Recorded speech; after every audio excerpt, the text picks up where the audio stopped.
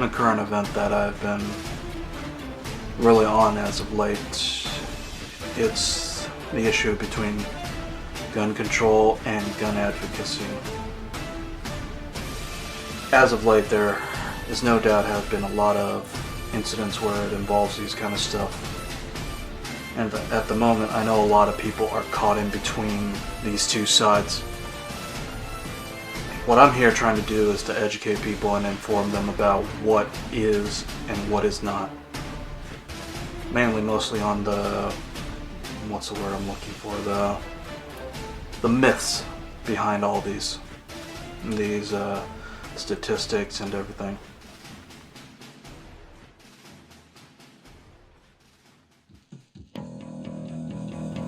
I first got a hands-on experience when I was 12 years old, when I went to the local range with my uncle. Shot off a pistol, and yeah, I liked it. At the age of 21, 22 was when I bought my first gun. It was a shotgun, a Mossberg 590 A1. That's a complex question with a complex answer, but let's just say I've been shooting before I could almost stand. So, I mean, probably the first rifle I owned was a 22 long rifle, and that was probably when I was 8. But, I mean, I'd shot a double-barrel shotgun when I was 5, knocked my ass right into a tree. And why did you get into firearms? Well, initially, I mean, as a kid, obviously, I mean, it's kind of like, back when I was a kid, it was kind of like the boys club thing, you know, going out and shooting, you know, go out and, you know, shoot some tin cans of that. But I mean, as an adult and, a military member, I realized that firearms take on a more important role. When did I become a gun owner? I was approximately about 21. That's when I bought my first gun. What was your first gun? It was a M91 Mosin Nagant. Why did you get into guns? I've always had a love for firearms, probably since I was a kid.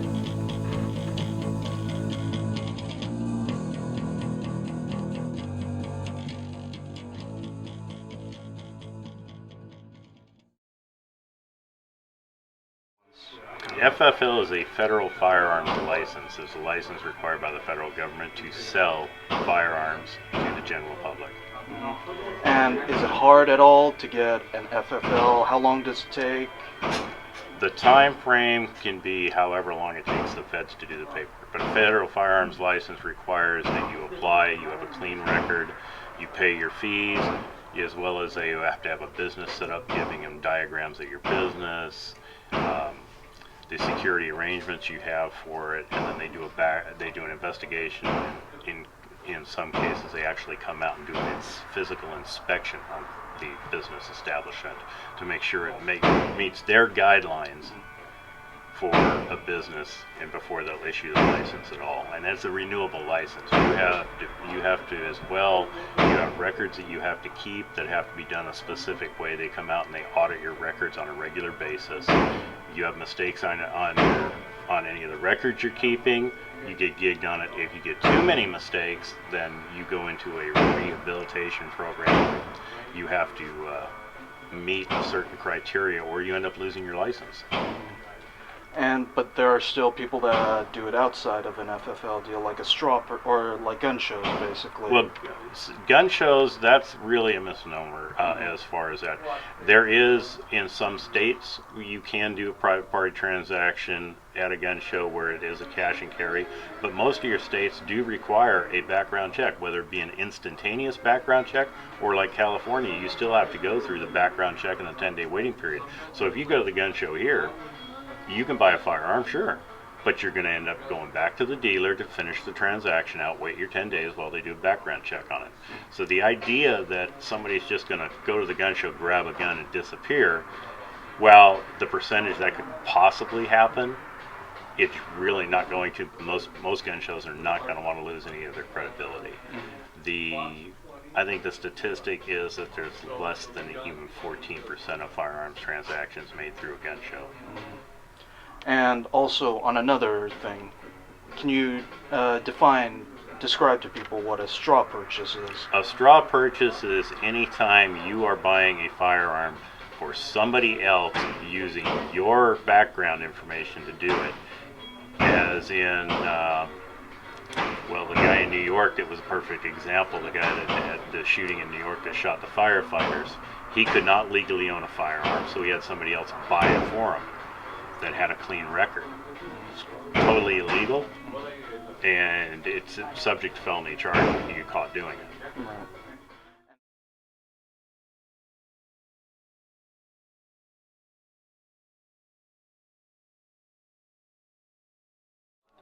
The Second Amendment to me now, I am ex-military. Okay, the Second Amendment is really the cornerstone of the Constitution and our Bill of Rights. Without the Second Amendment, everything else crumbles. Without the ability for the people to respond against a tyrannical government to stop oppression, then we become nothing but slaves. On a personal note like that, why is it that people are finding it hard to believe that the government is tyrannical? What is it you think that hinders their ability to see things like that? A lot of the people that aren't looking at it the way it is have not been raised up learning the actual history of the country, because starting in the 70s they started changing the history, started changing what they were teaching people. So less and less of the kids growing up know the history, the rich history of the country, and how far back in the oppression that our forefathers fought against when they left England. The fact of the matter is, as it stands right now, we're living in a society that will vote whichever way they want as long as they're getting something given to them. So we're living in a handout society right now. And on another note, we do live in California. Although wonderful in physique and everything from the view, what is it that is wrong with it when it comes to the Second Amendment, stuff like that, gun rights and stuff? California has some of the most oppressive gun laws in the United States. As a matter of fact, a study was conducted a while back. If you go through and look at every state and every city that has high crime, high murder rate, you'll find that every single one of those are Democrat controlled. Every single one of them. They push an agenda that only the government can take care of you. You can't take care of yourself. That's wrong, because by the time you can get somebody there from 911, you're already dead, so forget it. The right to protect yourself is a basic right. It's ingrained. You need to be able to protect your family. It's not just a God-given constitutional. right. It's not just constitutional. It's a God-given right, your life. And you don't trust your life to somebody else or the life of your family. Your family looks to you for protection. Well, there are a lot of other amendments out there, the First Amendment and a few others that would also be important. But the Second Amendment is, in my opinion, the ability to keep those other amendments as they are, as they wish to be. Without the Second Amendment, you really wouldn't have the right to protect the other amendments. But see, here's the thing. A lot of people say you have police officers, the military, and everything to protect you. Why would you need a gun? Well, I'm currently, my job is a security guard, and I've learned under that direction that the police can't always be there. That it takes time to mobilize and to get them on scene. I've learned that at my own job for what we have to deal with. So I pretty much, since I'm security, police probably have it way more than what I have to go through. Well,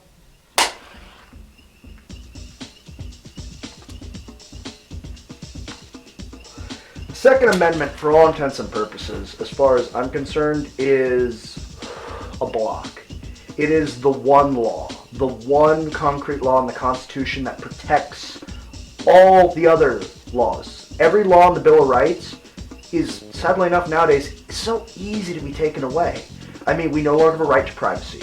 Let's see, we no longer have a right to privacy. We no longer can organize. We really don't have a right to organize because, well, the government can be like, well, you can't organize here, so.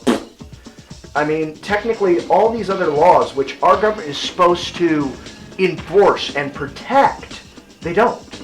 Instead, they take them away. They're stripping them away. The Second Amendment is the one law that basically allows us to go, I don't fucking think so. It is the one piece that allows the protection of the other 9 in the Bill of Rights and every other extension and amendment to the Constitution. Right. But at the same time, a lot of people say that this would not happen and that every right is equal to it regardless of which amendment it is. No, not every right is sadly. Well, if you're an idealist, yes, every right holds the same equality as the Second Amendment. But the Second Amendment is the one that allows the people, we the people, as in our Declaration, of Independence, we the people. All right, that actually kind of means something. I mean, it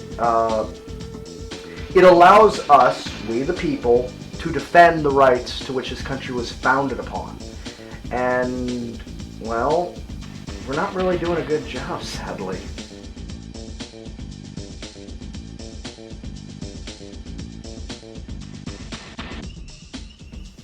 I see where you're going with that one, and I find it real cute that literally people are literally having these massive debates over the intent of the Second Amendment and the Constitution because of quotation marks here or commas there. Okay, look, I speak the language. I'm not necessarily that good in terms of grammar when it comes to paper, but you can kind of figure out the gist of what our founding fathers were saying when, we have the right to a well-organized militia. Okay, yes, we all know what the militia is, and it is not the National Guard. It is the individual citizen, all right? And every person has the right to bear arms, whether militia or not. And that right shall not be infringed upon. Put a quotation mark wherever the fuck you want in that sentence, well, in that blip. It still means the same fucking thing. I mean, it's not like stop clubbing baby seals. Stop clubbing and then put a quotation mark, baby seals, and instead they're in a disco ball. It's not the same fucking thing. You can figure out the intent of what the Second Amendment means. You don't need some analyst who's from Harvard Law to figure out what the hell it means. It was written in a way that people of the time spoke and wrote. That was the common language of the day. That was how it was written, and that's how it should be interpreted. Not all the nowadays, we pick and choose our words in it. No. The right to bear arms shall not be infringed. It is a law for we the people. So basically the Second Amendment to you means, as you said, for the people, by the people, down to the very bone. I believe it's the glue that holds the Constitution together. Like I said, I understand that there are people out there that like to label gun owners secessionists and,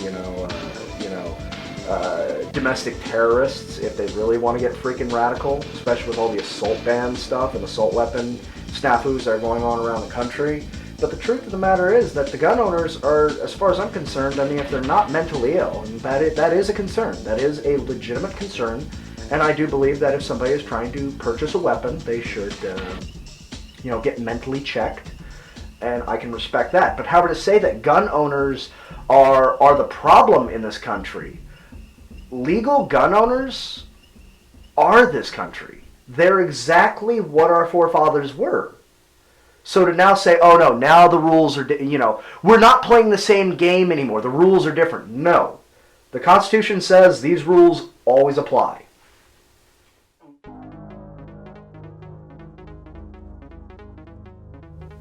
To me, I'm actually would like to say a weapon, in my opinion, is not really classified as a weapon. In my opinion, a weapon by my definition is a tool, like anything else. Like a shovel, it's all a tool because it takes a human factor in order to make it an actual device, an implement that you use for a situation.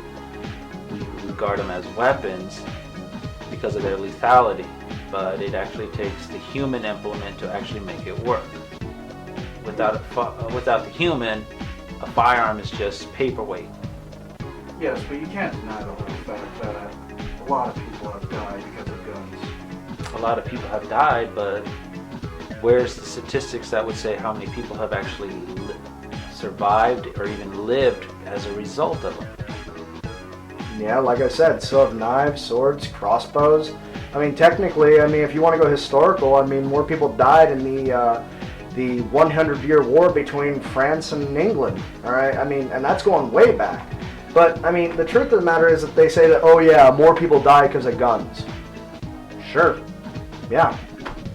So what? I mean, I hate to be the cynic here, but more people die of smoking, drinking under the influence, and driving. All right, I mean, you are just as, liable, and like I said, pardon me for being a cynic here, but you are just as likely to get shot in the head by some stupid idiot as drive down the street and get cut off by somebody and crash into a wall. Or, well, there's 1,000 fucking things that could happen. People live, people die. I mean, it's all about whose hands the gun are in. My uncle told me something a long time ago, and it's something that really kind of echoed home for me. And it's part of the reason why I'm a very stern gun owner, is when seconds count, law enforcement is minutes away.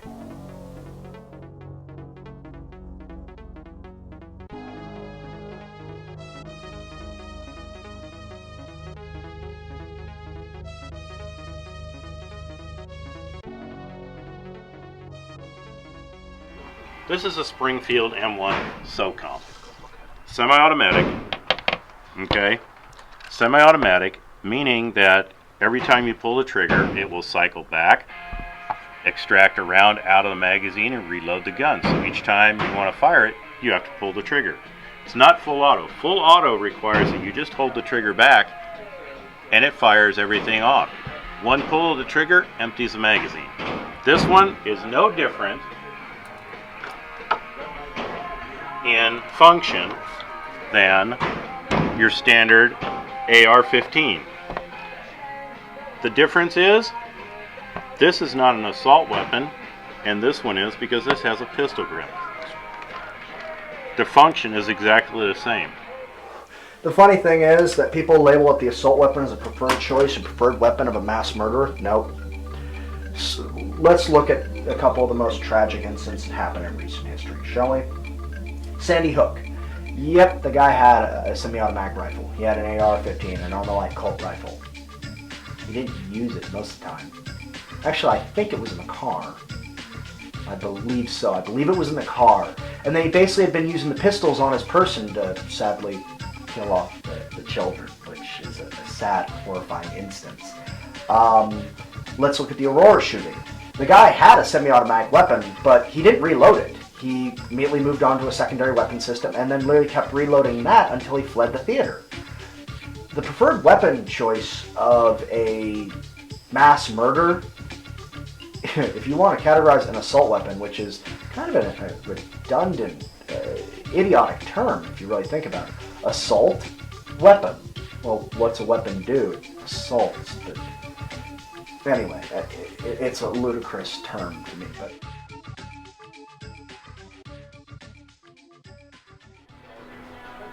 28 of the last 29 mass shootings, and I'm talking not just 3 or 4 people, I'm talking a lot of people. Media likes to mislabel it and say 2 people get shot, it was a mass shooting. So we're talking a lot of shootings. The last 28 of the last 29 shootings have all been in gun-free zones where nobody is allowed to have a firearm, which means they have no protection for themselves. Now, back in '72, the Israelis had this problem too, of having gun-free zones, and people were coming in and getting killed a lot. So what they did is they started arming their teachers. When they started responding back, the terrorists stopped shooting up the schools there, because all of a sudden they're confronted with somebody that's going to shoot them back. Same thing. When you look at the shooting in Colorado, in the theater shooting, that guy passed up 7 different theaters that had open carry, where people could carry at, to pick the one theater where he knew the police could not get to him in time before he did what he wanted to do. Anybody that's intent on doing something destructive is not going to be held up by any laws whatsoever.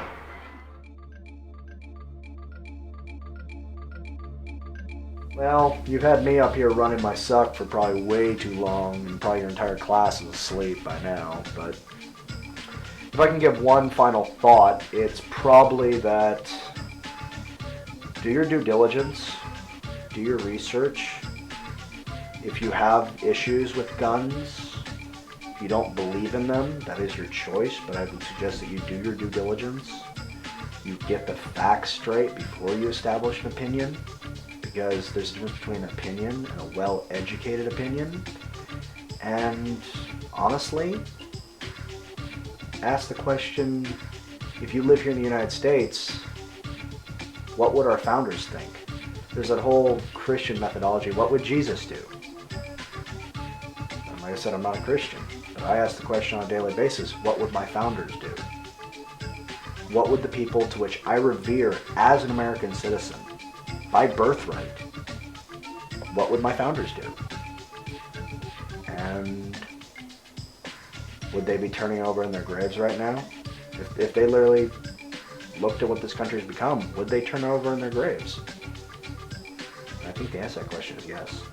I think anybody who chooses to go against the Second Amendment should first try to understand it more.